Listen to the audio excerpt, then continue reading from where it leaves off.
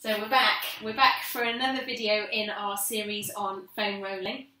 This one is looking at... So we're looking at the glutes and the hamstrings. So that's your buttocks and the back of your thighs. Yeah.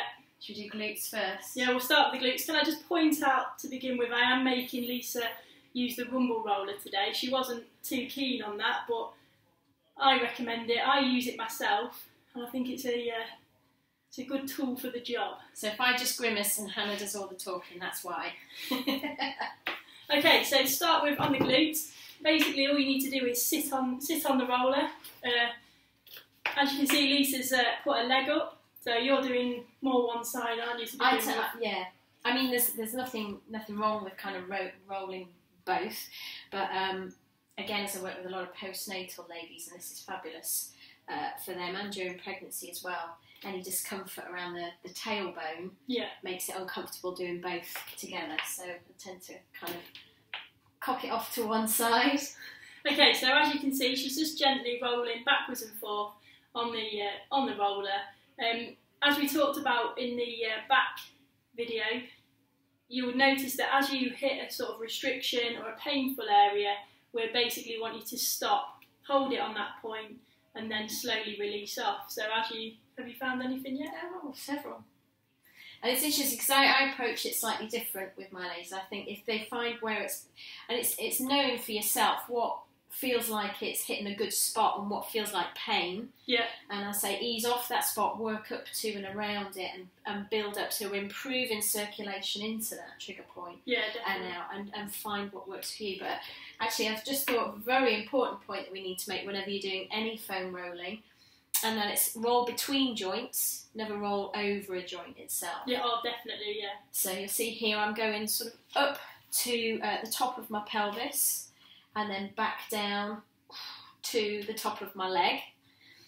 And I think with the glutes as well, when you've got one leg crossed over, what you can do is roll your body a little bit and get through all areas of the glutes as well. Yeah, it's definitely, even if you do both sides at the same time and sit, if Lisa will show you now, if she can sit directly on top. Even if this is your preferred technique to doing the glutes, it is better if you can lean over to one side and then the other, so that you do get the full surface area and not just the top. Yeah. So that's the glutes. I say it's well worth doing for even people that are looking to strengthen their glutes for postural reasons or anything like that. Often they can be short and tight, and if you really want to work the muscle, we want to be able to work it to its longest length and then contract it from there. So stretching and foam rolling of this area, I think, is vital. Definitely, and it's my first exercise on my warm-up, especially when I'm deadlifting and squatting. Yeah. It's the first thing that I do, so... Brill. So hamstrings. Now onto the hamstrings. So like Lisa said before, these are the big chunk of muscles at the back of the legs. So when most people that come to see me have very tight hamstrings, and so it's important that you stretch these off, roll these off.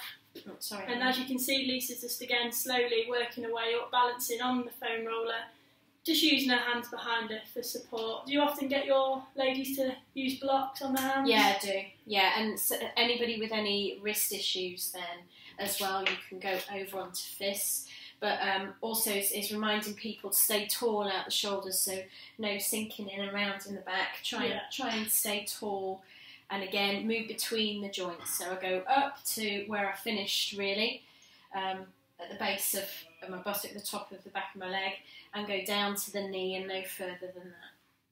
What do you do when people can't necessarily hold themselves in this position for long? Do you get them to do it in sets?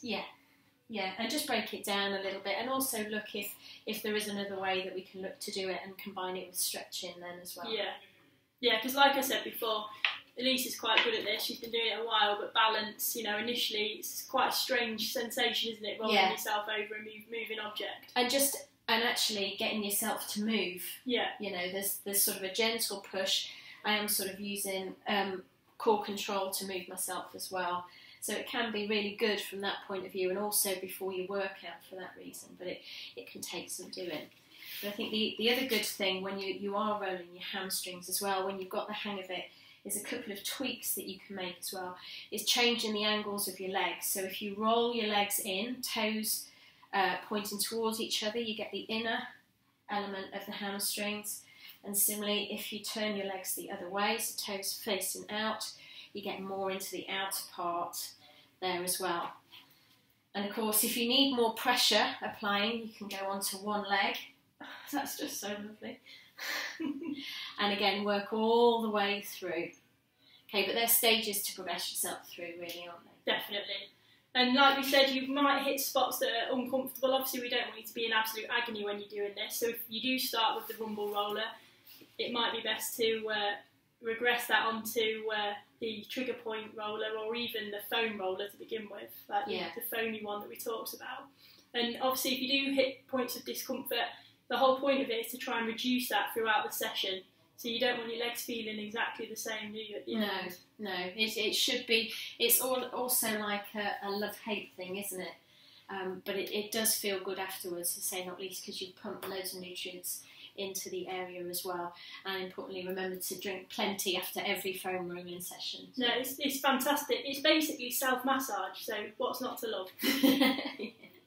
So that's your glutes and hamstrings. Tune in next time for whatever we do next. See you then. Bye.